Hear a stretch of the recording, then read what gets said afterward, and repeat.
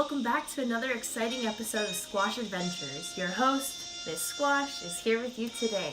So before we get into our next video, let me give you the latest and greatest of what's been going on. You could find Miss Squash scaring out at Six Flags for Fright Fest. I'm out actually at Exile Hill, which is near Ninja, so come check it out. I'll be doing some sliding and get a picture. You gotta see all the monsters. Everybody's so talented there. So that's what's been going on. That's why there's a little delay with this video, but you know, I've made a commitment to you all.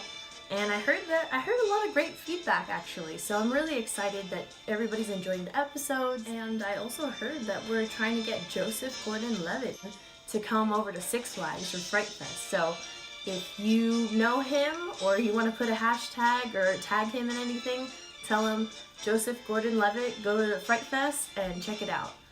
So yeah, today we're going to be talking about musicals. That's one of my passions we kind of got into last time. But I think I got into it maybe middle school. Like, I think my first one was when I watched Grease on, DVD.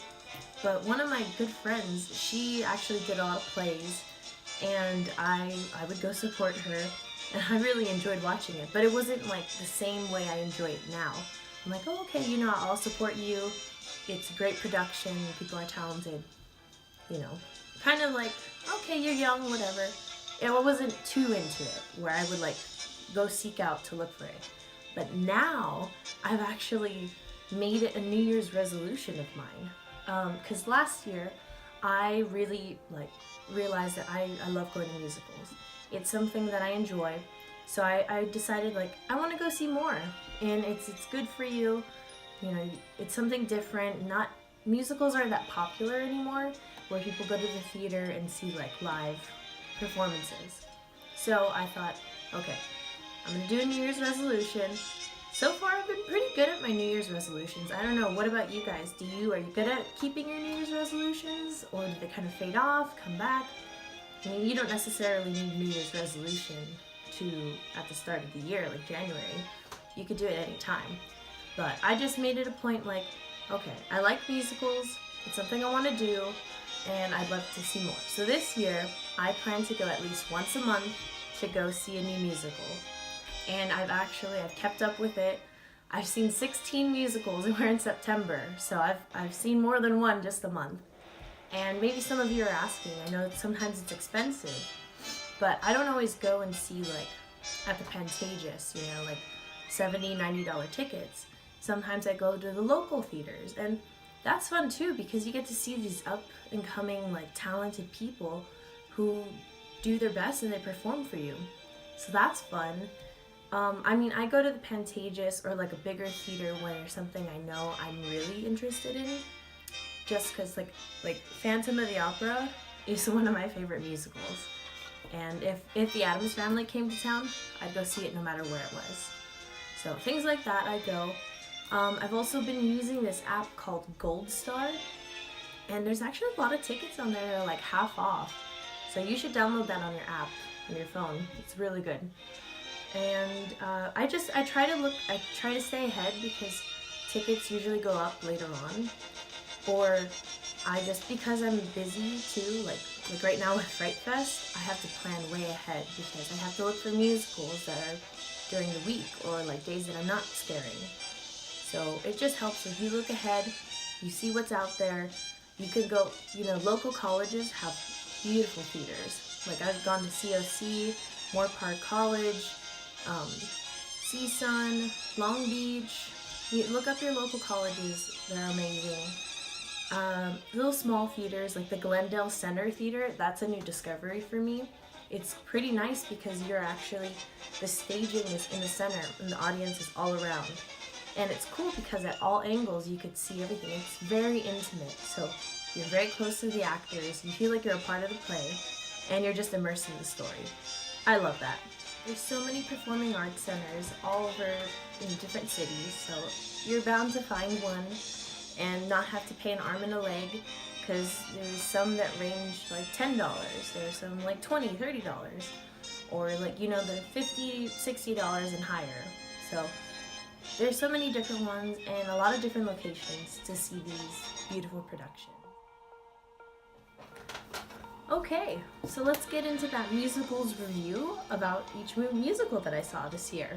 We're going to be going through it and seeing how it was, what it's about, where I saw it. So, the first one I saw in January was actually surprising because I don't usually consider like watching a movie in like a movie theater like a musical. I like going to see live with people. But this one was exceptional. I counted it because when I watched it, I felt like I was there with the actors. Like, I was so immersed into the story that I thought it felt like a live production. And that's The Greatest Showman. I went out and bought the CD right away. So I don't have a playbill, but this is for my CD. And you know, usually you get a playbill when you go to the theater. The story was just so good. The music, the actors that played it, the roles. It's family friendly, so if you want to see it with your kids love it, adults love it, everybody loves it. I am waiting for it to become a live musical so I could go see it, but so far it was great. So I saw it in a movie theater. It was one of my favorite ones. The music will get stuck in your head. So my favorite song from The Greatest Showman. It's so tough. I can't really pick one song, I think, honestly. This would be one of those soundtracks that I could listen to from start to finish, and I don't skip around. So that's always a good thing. So, Greatest Showman, go check it out. So the next musical I saw was the first act, my first one that was live of the year. The rest are all live, so with other people. That was the only exception, Greatest Showman. This one I got to see in San Diego at the Civic Center. It was, one of the very well-known musicals of the year, and it was Hamilton. So Hamilton, the music is phenomenal. Like, it's so different. It takes a modern take on, the U.S. history, and I think it's very good.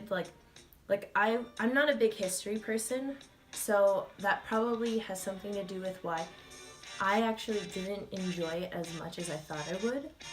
But, it was like 3 hours long, and it's a little bit longer.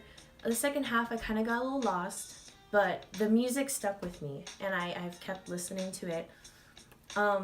If this was around when I was in school, I would have definitely been able to remember some more history. So Hamilton is great. I know it's very popular. Everyone loves it. If you haven't seen it, you should, because it's one of the popular ones. And San Diego was one of the bigger theaters, so it was very nice.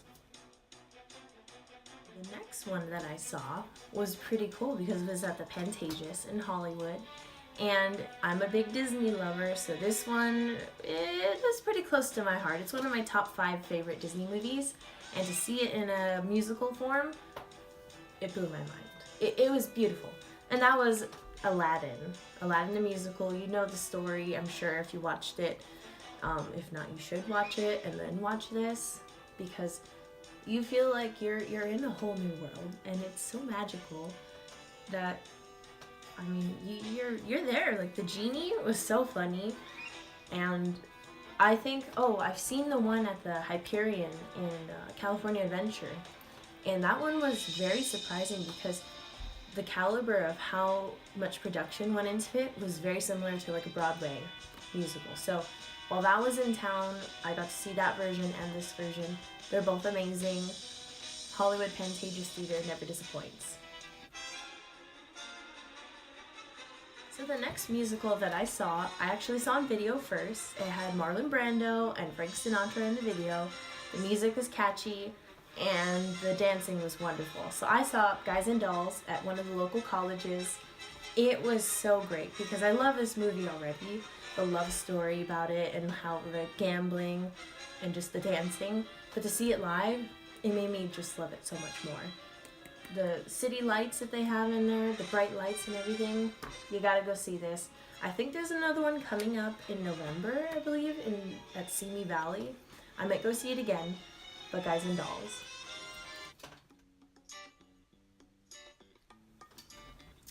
Alright, so the next musical that I went to see, you all know that I go to Disneyland a lot, and we have a little local theater in there called the Hyperion Theater, and it has great quality productions. I've seen in there Aladdin and the Frozen live musical.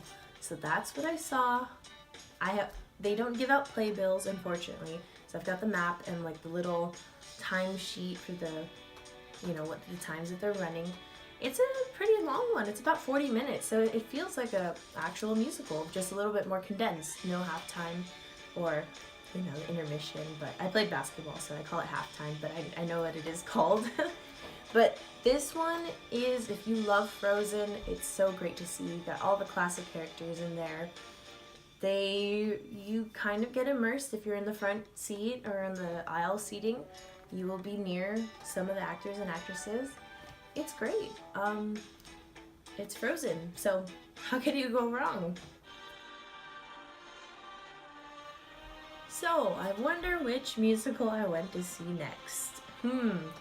Actually, it wasn't The Phantom of the Opera, but I found out this year that there's a sequel. Did any of you know that? I didn't know there was a sequel. I thought it was done. So that was a wonderful surprise for me to see.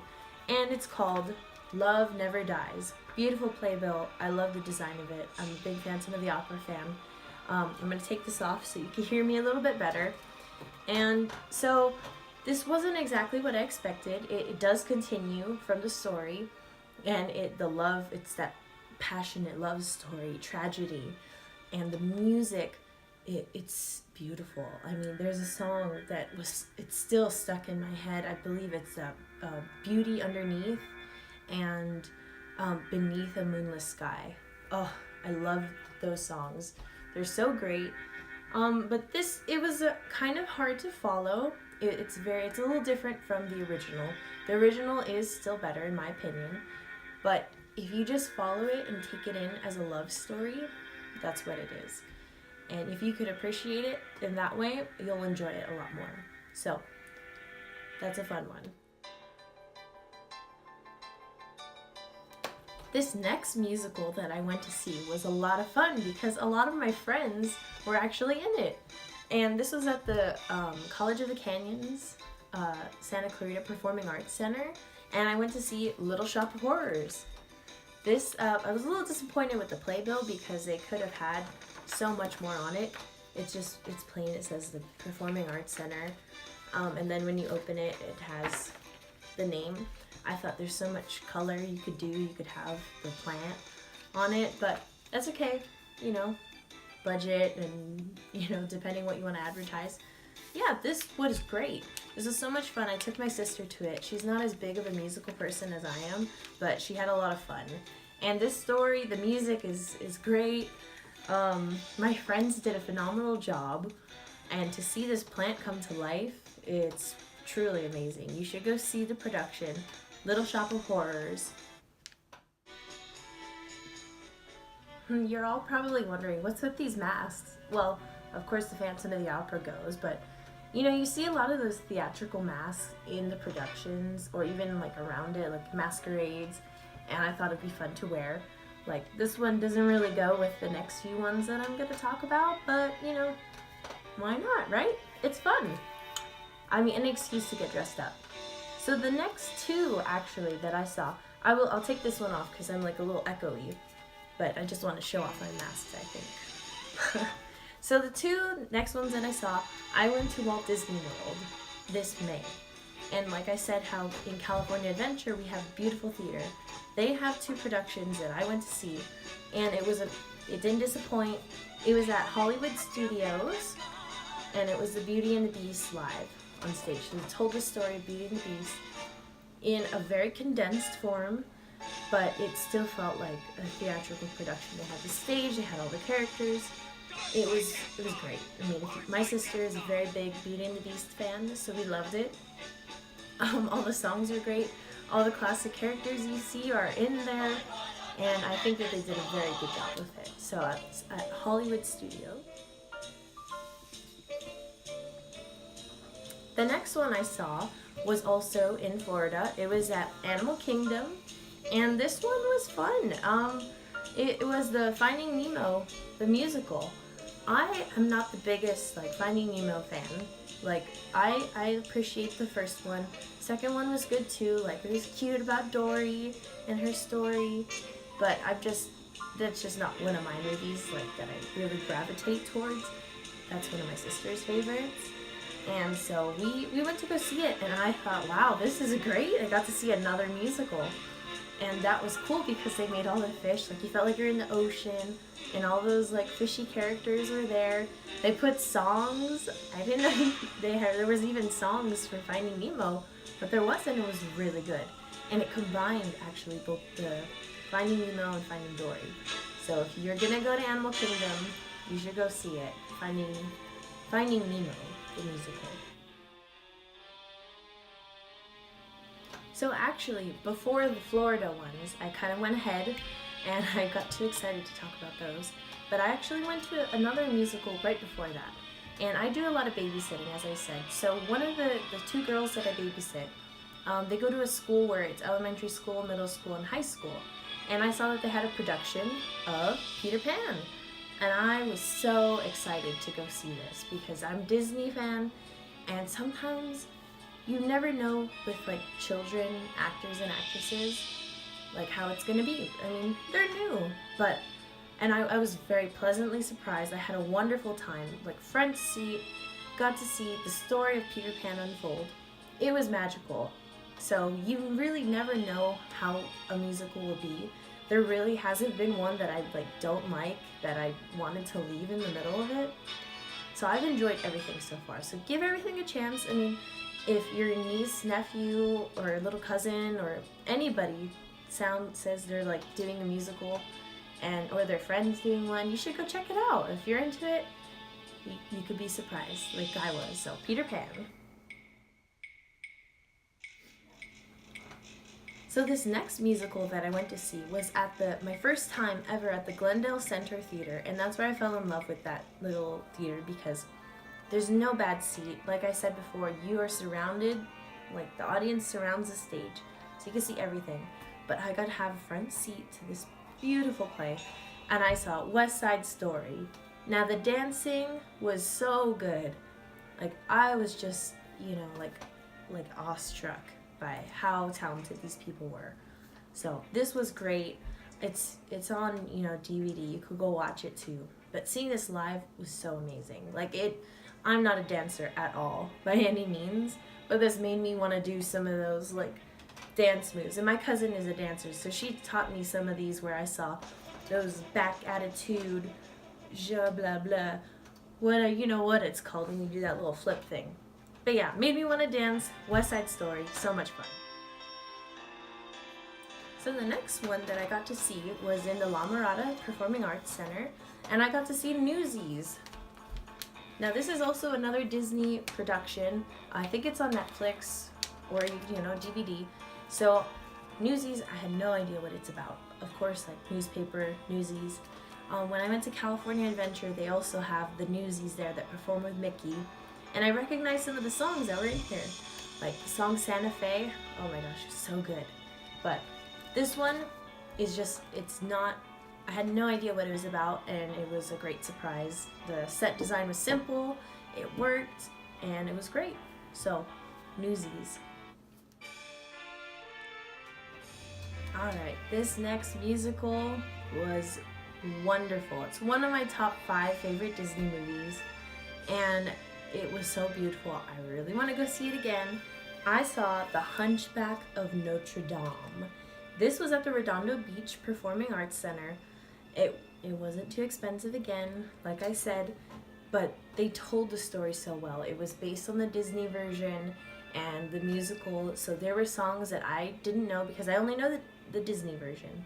So I listened to that on the drive over, and wow, this musical might be one of my favorites from this year, actually.